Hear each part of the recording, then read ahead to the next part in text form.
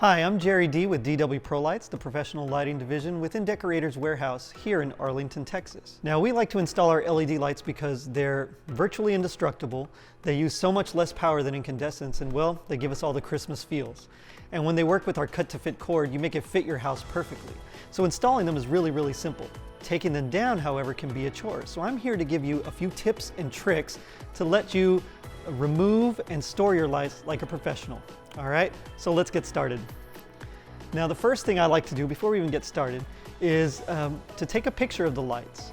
Now, I like to get a picture of the entire light display at nighttime. That way you know exactly what it is that your lights are going to look like. I also like to take pictures of it during the day. From different angles, I like to make sure I get every junction, every gable, every different elevation that you might have. That way you know exactly how it's run.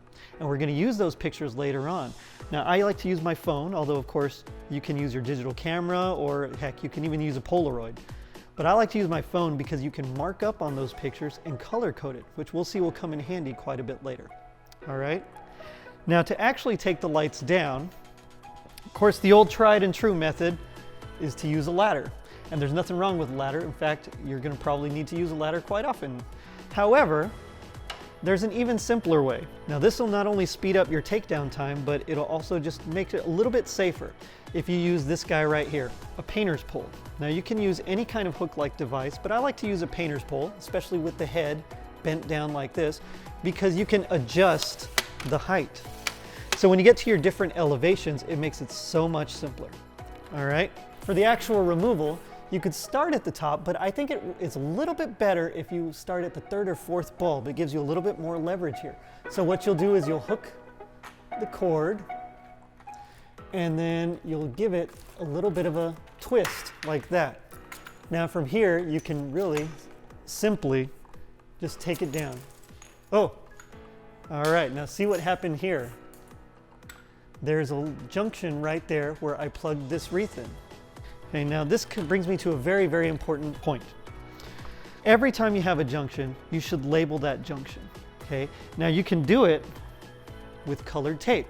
I like to use red, green, blue, yellow, and white. You're probably gonna wanna use a few other colors if you can. Or you can even use colored zip ties.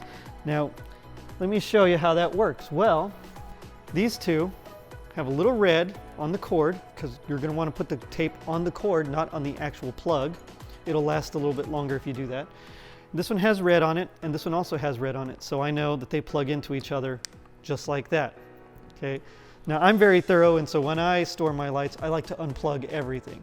But in some instances, you can leave them connected. Now, you're going to want to unplug a situation like this because we used our cut-to-fit cord to essentially make our own extension cord for that wreath. And make sure you check out that video on how to customize your own extension and socket cords as well. You can also use, as I mentioned, colored zip ties. So again, I know that these two plug into each other. Now, you can actually cut this down, but I like to leave it a little bit longer because it's easier to see. So especially when it's time to put them up next year, it'll give you a clue, a visual clue, that these two go together. Now, we have our lights down. That's fantastic. Well, what do? There's a couple of ways we can store it, and I'll show you how. I'll show you both ways in a little bit here. The first way is what I like to call the perimeter method, or the storage tote method. Okay. Now, all you need really is a box. But if you want to really maximize your storage abilities here, I would use a 27-gallon tote. Okay. And what you use this is a little cylindrical object, or perhaps even a cone. And what we're going to do is lay the lights around the perimeter on top of each other. But what we're going to do is lay it all around the perimeter, essentially just looping it on the bottom of that tote like that. Now, oh, notice what I have here. I have a light with yellow all wrapped around it. That's to mark the peak. Now, hopefully you did that when you installed the lights, but if you didn't, don't worry, because you've taken pictures of everything. So if you're not sure where that peak bulb is, you can just go back and count the bulbs on those pictures. And then you can mark that so that you know next year, this is the bulb that goes on the tip of that gable or peak.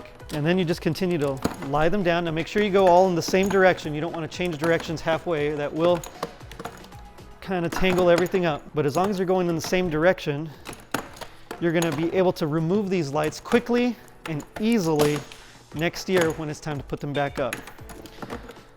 Now, I like to use this 27-gallon tote here because you're not going to fit all your lights perfectly in here. In fact, you're going to have a lot of space left over. So you can throw in the 5mm strand that you use to wrap your trees.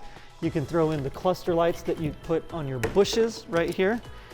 Now, personally, I like to use the tote to store my garland around my door because it just fits so perfectly. And when you're done, you put the lid on,